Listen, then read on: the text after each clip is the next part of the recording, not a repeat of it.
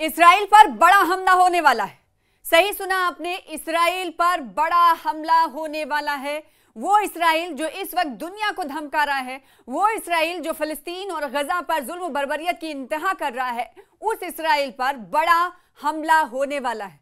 हम ऐसा क्यों कह रहे हैं? क्योंकि इस्राइल पर बड़े हमले की तैयारी कर रहा है यमन। यमन की नेशनल साल्वेशन हुकूमत ने ऐलान किया है कि सिहूनी हुकूमत पर कारी जर्ब लगाने के लिए हम पूरी तरह तैयारी कर रहे हैं। तैयारी किस तरह से हो रही है और क्या कुछ किया जा रहा है, ये इस वीडियो के जरिए आपको बताएंगे कि इस्राइल पर दबाव बनाने के लिए पूरी दुनिया में जहां एक तरफ कोशिशें की जा रही हैं, ना सिर्फ कोशिशें की जा रही हैं बल्कि कदम से कदम मिलाए जा रहे हैं, एहतजाज किए जा रहे हैं, विरोध प्रदर्शन किए जा रहे हैं, तो दूसरी तरफ हमले की तैयारी भी हो रही है। यमन हमले की तैयारी कर रहा है। यमन की तहरीक अंसारुल्लाह के सीनियर रहनुमा ज़ैफुल्लाह शामी ने कहा है कि तहरीक अंसारुल्लाह सिहूनी हुकूमत पर अचानक एक भरपूर हमले की तैयारी कर रही है। अब देखिए हमला कैसे होगा, किस तरह का होगा, किस मिसाइल से किया जाएगा, किस तरह का अटैक होगा, इसकी तफसील नहीं दी गई है। लेकिन यह हमला कब किया जाएगा, इस हवाले से भी कोई जानकारी नहीं दी गई है। और यह जरूर कहा गया है इतना कि यह हमला जो सिहूनी हुकूमत यानी इस्राइल की सरकार पर, बेंजामिन नेतन्याहू पर जो हमला होगा वो अचानक होगा और वो हमला भरपूर होगा, जिसकी तैयारी हम कर रहे हैं। अशामी हुकूमत ने तहरीक अंसारुल्लाह की गैर मामूली सलाहियतों पर ताकीद करते हुए कहा है कि हम ऐसा अचानक हमला करेंगे जो दोस्त और दुश्मन दोनों को हैरत में डाल देगा। देखिए हमला ऐसा होगा, ये कहा जा रहा है साल्वेशन हुकूमत की तरफ से कि हम ऐसा अचानक हमला करेंगे जो दोस्त और दुश्मन दोनों को हैरत में डाल देगा। अब हैरानी किस वक्त होती है, आप अंदाजा लगाइए कि किसी को पता भी ना चले और हमला इतना भरपूर और शदीद हो और पूरा का पूरा इलाका तहस नहस हो जाए, पूरे के पूरे इलाके में दहशत कहीं ना कहीं डालने की बात इस वक्त साल्वेशन यमन की साल्वेशन हुकूमत की तरफ से कही जा रही है। किस पर? इस्राइल पर। और ये कहा जा रहा है कि हम इसकी तैयारी में जुटे हुए हैं, हम तैयारी कर रहे हैं। कब और कैसे हमला होगा ये तो नहीं, लेकिन जो हमला हम करेंगे वो भरपूर हमला होगा ताकि ना दोस्त को पता चल पाए और ना दुश्मन को पता चल पाए। और जब ये हमला किया जाएगा तो दोस्त और दुश्मन दोनों को हम हैरत में डाल देंगे। साथ ही उन्होंने सना की नई टेक्निक और जदीद तरीन पेशरफ्त की जानिब भी इशारा किया और कहा कि हमारे फौजी ज़खायर में भरपूर सलाहियत और गुंजाइश है।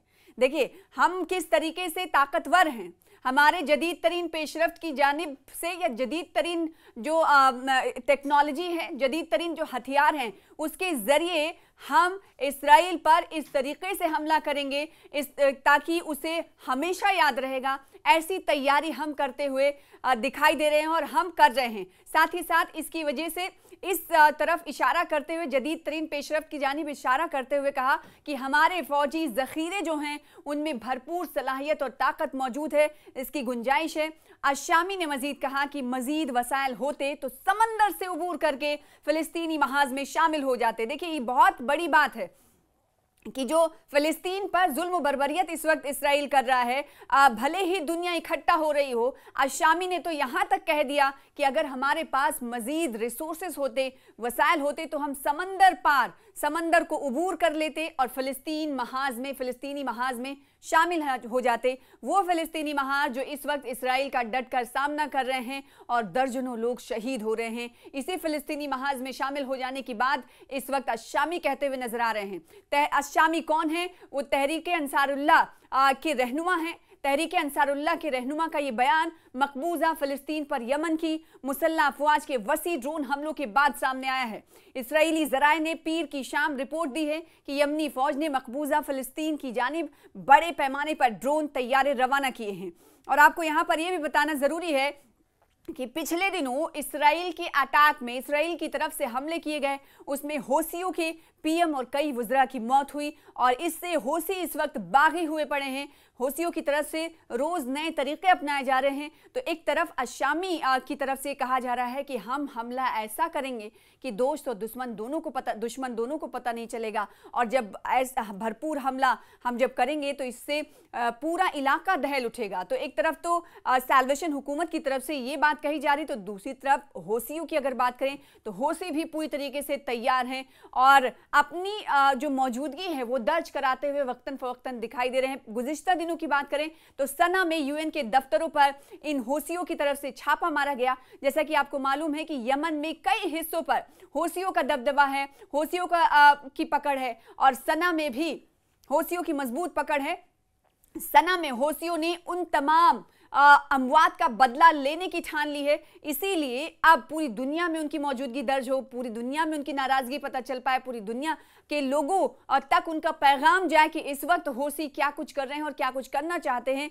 इसी वजह से हमने देखा कि यूनाइटेड नेशंस के 11 एहलकारों को हिरासत में इन हौसियों ने लिया, रेड मारा यूएन के दफ्तरों पर, यूएन के ऑफिसेस पे। और ऐसा नहीं कि पहली बार ऐसा किया गया था, इससे पहले भी माजी में भी इस तरह की कोशिशें हौसियों की तरफ से की जाती रही हैं। कोई नई कार्रवाई नहीं थी और कई बार ये देखने को मिला कि जिन एहलकारों को यूनाइटेड नेशन के एहलकारों को हिरासत में हौसियों की तरफ से लिया गया, उनमें से कई लोगों की मौत भी हुई है। और ये पहली पेशरफ्त नहीं है, इससे पहले भी हौसियों की तरफ से इस तरह की कार्रवाइयां कोशिशें की जाती रही हैं। जो मौजूदा वक्त में जो ताज़ा पेशरफ्त हुई थी वो ये कि सना में यूएन के दफ्तर पर रेड मारा था इन हौसियों ने और 11 एहलकारों को हिरासत में ले लिया। तो इधर से ये मौजूदगी दर्ज कराने की कोशिश की जा रही, तो दूसरी तरफ ये कहा जा रहा है हुकूमत यमन के सैल्वेशन हुकूमत की तरफ से कि इसराइल पर हम ऐसा भरपूर हमला करेंगे कि दोस्त और दुश्मन किसी को पता नहीं चलेगा और वो हमला भरपूर होगा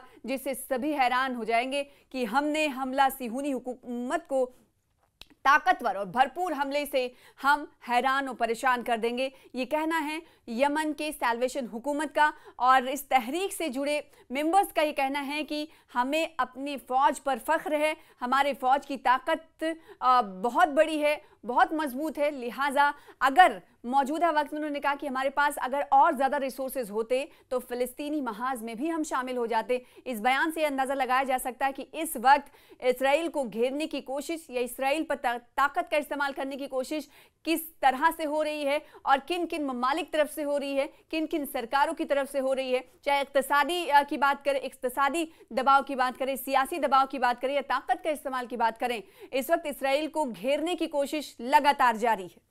तो इसराइल को हर तरफ से घेरने की कोशिश इधर की जा रही है। मौजूदा वक्त में अगर देखें तो ये कहा जा सकता है कि लामबंद किया जा रहा है इसराइल को यूरोपीय यूनियन की तरफ से। सितंबर में आपको मालूम है कि झटका मिलने वाला है। यूरोपीय यूनियन के कई सारे ममालिक, आपको पता है कि 27 ममालिक इस यूरोपीय यूनियन के मेंबर्स हैं। इनमें से कई ममालिक ने 2 नेशन थ्योरी को बढ़ावा देने की बात कही है और फ़लस्तीन को एक स्टेट के तौर पर तस्लीम करने की बात कही है। तो दूसरी तरफ हमने ये देखा कि इक़्तिसादी तौर पर इसराइल को कैसे पीछे छोड़ा जाए और उसे किस तरीके से कमज़ोर किया जाए, इसकी भी हिकमत अमली वक्तन फ़वक्तन मुरत्तब की जाती रही है। और तीसरी तरफ हम देखें कि सियासी दबाव कैसे किया जाना है इसराइल पर, इसको लेकर भी कोशिशें होती रही हैं। और कई पिछले दिनों ये देखा गया कि